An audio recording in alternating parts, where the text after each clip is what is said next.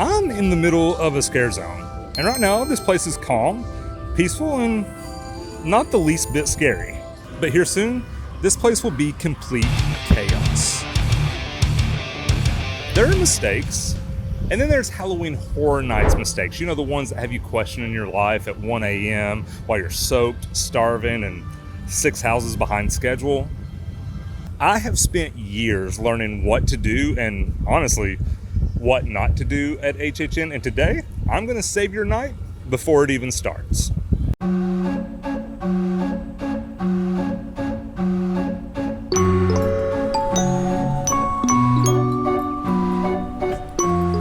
So I'm going to start off with one of the worst mistakes you can make, because it is completely detrimental to not only your trip, but your finances. Don't get me wrong, there will be other mistakes in this video that are just as important not to make, but this one, it feels like we need to start here. So the first mistake is buying the wrong ticket for you. This isn't just for newcomers to the event, this is for everyone. You look at the event, you get excited, you get wrapped up in everything, and sometimes it does feel like you need a PhD to know what ticket you need because there are so many options. To drive home how important this is, I'm going to tell a short little story. So, about 3 years ago, a buddy of mine and his wife decided to come down. They wanted to come to HHN. They bought their tickets, they did all that stuff. We had a great time. We were talking about it a couple weeks later, and I was like, are you addicted? Like, are you gonna be back next year? He's like, I love the event, but it was way too expensive. And yes, the event is expensive, but we got to talking, and when he said the number that he said, my jaw hit the ground. Are you ready for this? He said his trip down here for HHN was $3,900, and that is just for the HHN part. Express passes and tickets, nothing else. I told him to send me over everything he had purchased, and then I took a look at it, and I realized the mistake he had made. He got the wrong stuff. I planned the exact same trip for him the next year, and the HHN stuff came to a grand total of about $1,400, which is more than $2,000. It's like $2,500 less than what he had paid the year before.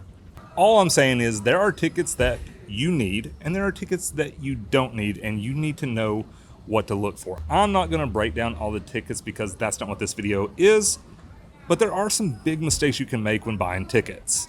So what does all that mean? Well, it just means get the ticket that you need. I got the Frequent Fear Plus Pass with Express. I'm gonna be here like 20, 25 nights. It would be silly for me to buy individual night tickets and Express Pass every night. It would cost me a fortune. Like, I can't afford that, and that's exactly what my friend did. On the contrary, if you're only gonna be here for a couple of days, you probably don't need a Frequent Fear Pass. You can get away with doing individual night tickets.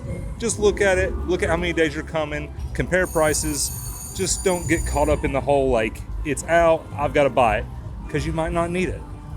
One more thing. The tip that I'm going to give you at the end of the video is one that I should probably gatekeep, and the HHN community is probably going to hate that I tell you this, but it's time.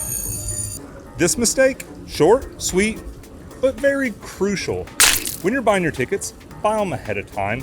It's going to be more expensive if you wait till you get here to buy your tickets. And 2, pick up your tickets ahead of time.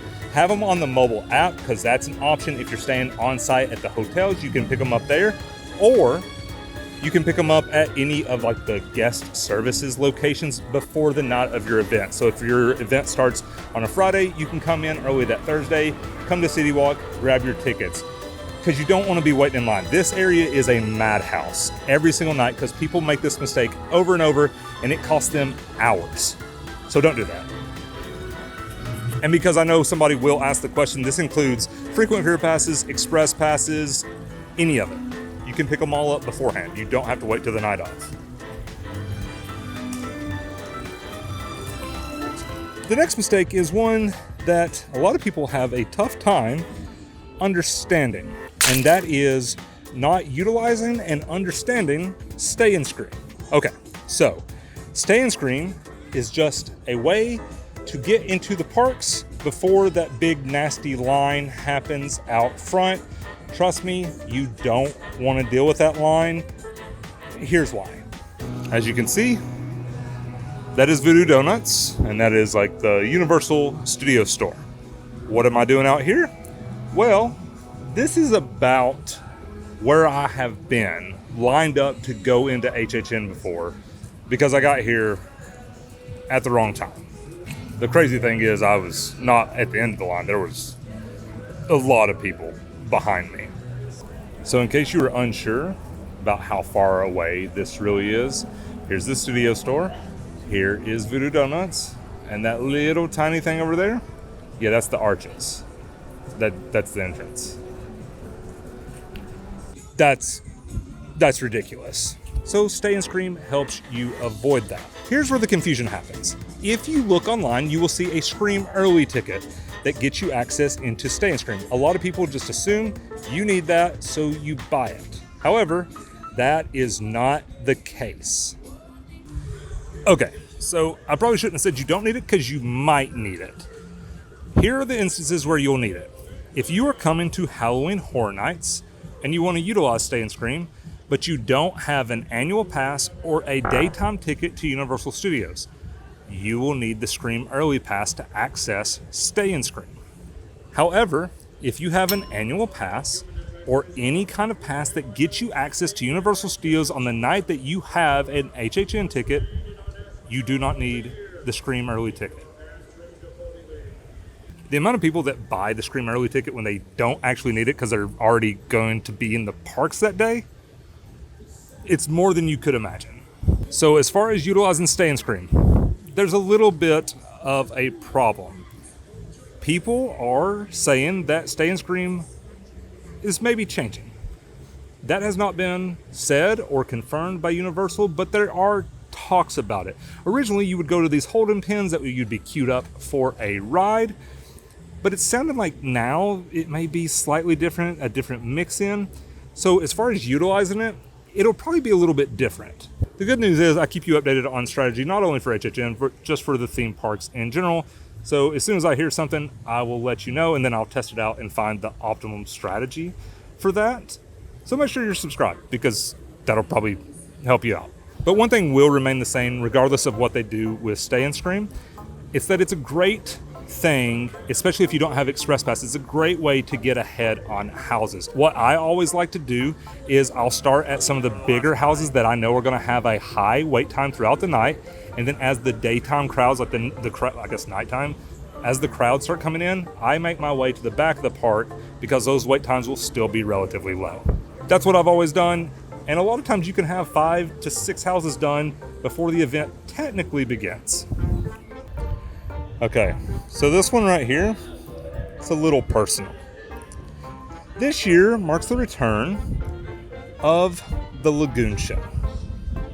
And I think it would be a mistake to skip it. So 2019 introduced the Marathon of Mayhem. The Marathon of Mayhem is the greatest single thing that has ever come to Horror Nights. You can argue if you want, I'm correct here. They tried to replicate it a couple of times. So at HHN in 2021, they had another Marathon of Mayhem, and it wasn't nearly as good. And then they had Ghoulish the next year or a couple years after that, and no. So at this point, I have no idea whether this year's Lagoon Show will be good. I have high hopes. In 2019, we only had 8 days at the event. I know it's a lot, but we only had 8 days at the event, and we spent 2 hours every single night watching this show. We made sure we watched it 2 times. It was that good. It was like part of our tradition. And to this day, I watch the Marathon of Mayhem from 2019 at least once or twice a month. And that is no lie. So don't miss it. I love this time of year. You just get to see the scare zones developing and everything coming together. It's the best. Listen, I'm not positive of much, but those glasses, wine, champagne, whatever kind of glasses they are, those will not have alcohol in them. It'll be blood. Ugh. It is miserable outside. The next mistake that I see, and everyone makes this one, is not showing up prepared. Now, when I talk about being prepared, you may be like, oh, he wants you to have a game plan. That's not the kind of prepared. Sure, that helps, but I'm talking about for all the other things that HHN entails. Exhibit A, bring a poncho. This event happens rain or shine. It is September in Florida. It's like hurricane season, And it rains here a lot, which makes sense because it's so hot that if it didn't rain, this place would just catch on fire.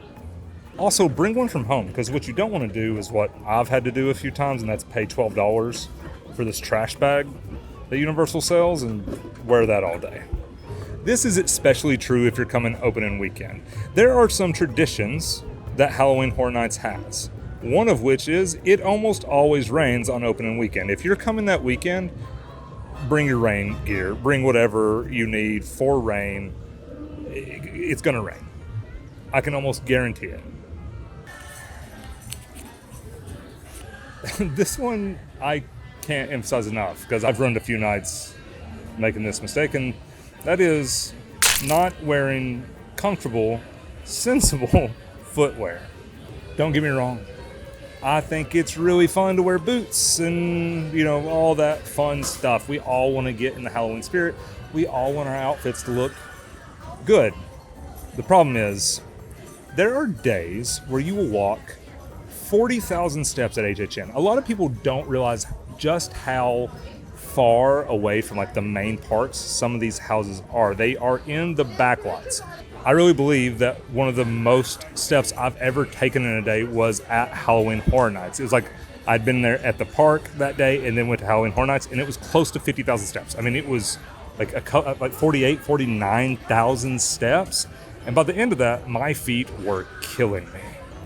I always get asked what kind of footwear that I suggest, and I can tell you what I wear. I wear the Hoka Bondi 8s. They're the most comfortable shoe I have ever found. I buy 2 to 3 pairs a year, and I just cycle through them. I love my Hokas more than anything, so that's what I wear to the event. Dang, look at those shoes.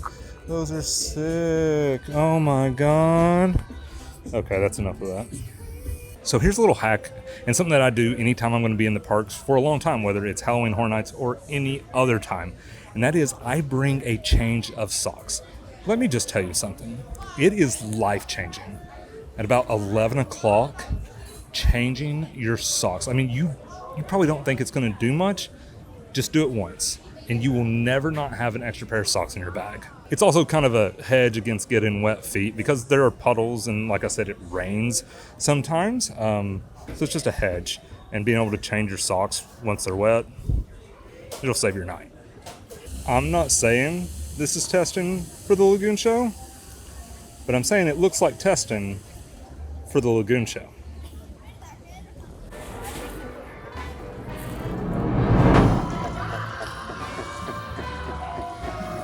The next mistake is, well, I've just never really understood it. So every year, there is a tribute store that comes along with Halloween Horror Nights, and it is amazing. It is a must-see. You have to go through the tribute store. However, unless things change this year, the tribute store is open during the day, and it never fails. Every single night of the event, there is a line out the door for the tribute store, and it's great. Like I said, it is a must-see. But if you have daytime tickets to the park, do not waste your precious time at the event. Wait in line for that, because you can see that outside of event hours when everything else at the event is exclusive to the event itself. It's great, just do it earlier. This next mistake, it pains me so much because I see it every single night. I even have friends that do it. I don't know what I've done wrong in life. The mistake is burning your Express Pass way too early or willingly. Here's the facts. Express Passes for this event are insanely expensive. Even if you get the frequent flyer pass that has the Express with it, you are paying a premium for that Express Pass. Express Pass on normal nights can reach upward of $300 to $350 depending on the night and depending on when you get it. And it is inevitable. I see it every single night. People will wait in line for Stay and Scream, and then they will jump into the express line as soon as they can, just to be one of the first few people in the house. Why? Don't get me wrong, I understand their circumstances. Let's say you have a strict 8 o'clock curfew. Yeah, you're probably just going to want to burn it as fast as possible. But other than that, it is such a precious commodity. Save it. If you're doing stay and scream with Express, for me, stay and scream is just a way to not burn my Express if there's a house I want to do multiple times. Like last year with Ghostbusters, I would save my Express pass and do stay and scream for Ghostbusters so that I could do it twice because I love that house. So a rule that I stick to almost exclusively is if a line is less than 30 minutes, if a wait is less than 30 minutes, I am not burning an Express pass. This just goes back to it. Use stay and scream and your Express pass strategically. It'll make your night a lot better. Oh, a quick little mistake that I just thought of while I was walking around, and something that I don't think enough people take advantage of, is the mobile app. So not only can you look at the mobile app to see what wait times are, but you can also set wait time reminders just like you can for daytime operations. So if you're here and you don't have Express Pass, or you're just not willing to wait more than a certain amount of time, let's say your threshold is 45 minutes. Your favorite house, set the wait time to 45 minutes, and then you'll get a notification. Just make sure you check your notifications, because I've made that mistake before. Also, this doesn't necessarily work all the time. If you're at the back of the park and the house that you've set a wait time reminder for is at the front of the park, the chances are the wait time is going to be much higher by the time you get there, because when people see a low wait time at this event, it's like a grizzly eating a salmon. People are they maul that line. They get there quick. But yeah, just a thought, because a lot of people don't even know that exists.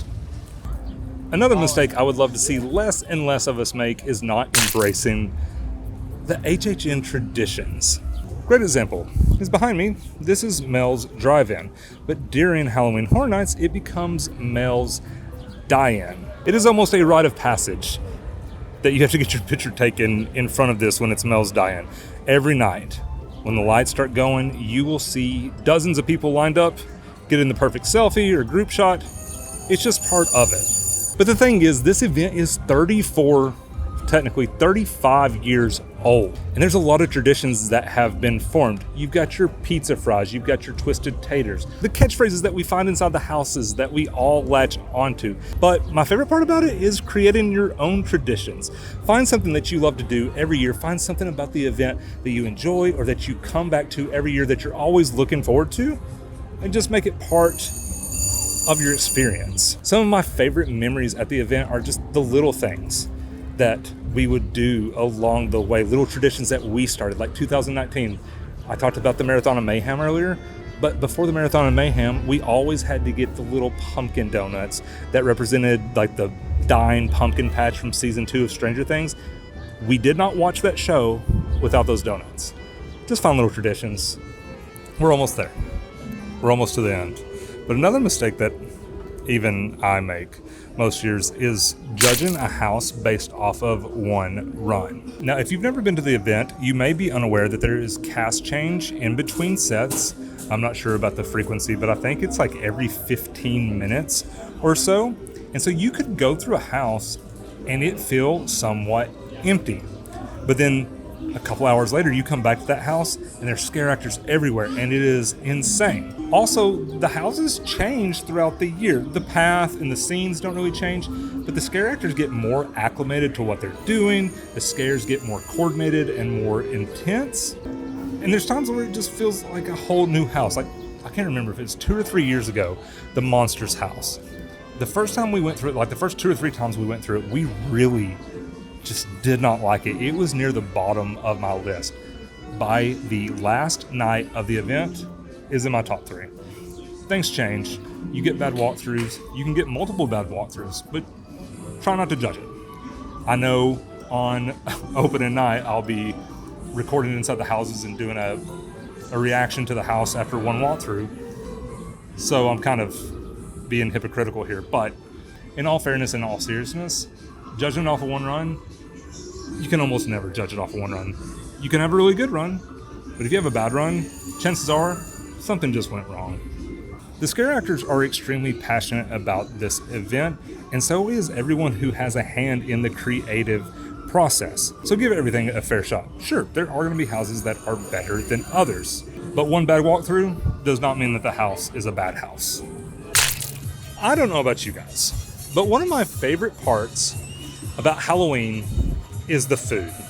All you've got to do is take the same old Captain Crunch or Fruity Pebbles, make them turn my milk green or turn them purple and orange, and I'm going to buy them. Count Chocula, count me in. I mean, literally the other day, I went to Target and I found the ghost and pumpkin cookies, the sugar cookies, you know what I'm talking about.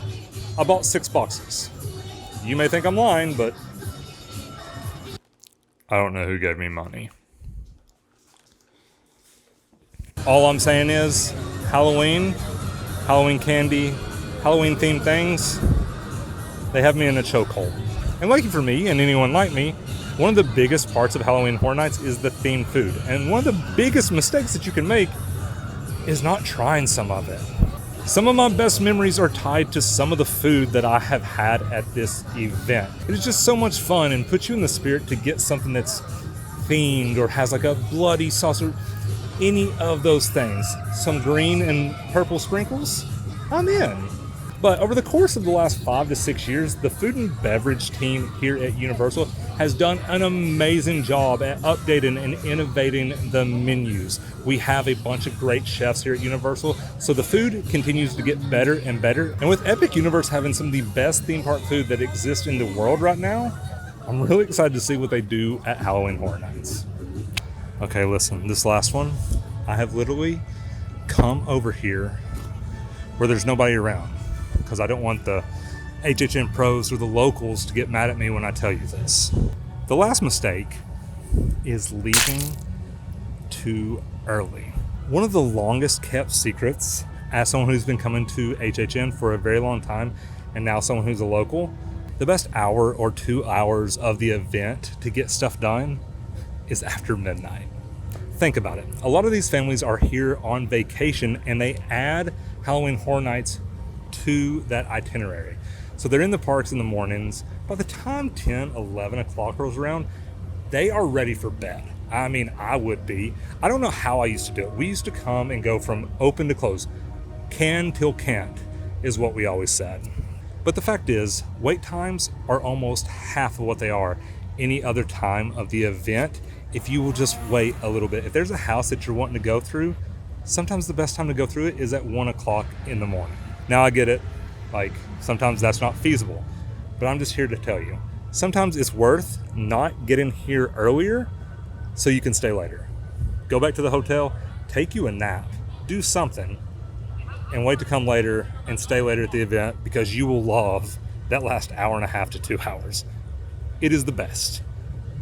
And I'm gonna get a lot of hate for telling you that. All right, guys, that wraps it up for me. If you want to see more Halloween Horror Nights content, make sure to click this video right here. You'll probably love that one. And if you need a complete guide to this year's event, make sure you subscribe to the channel because it would be a mistake not to. And that video will be coming out very soon. All right, I'll see you guys in the next one. See you in the fog.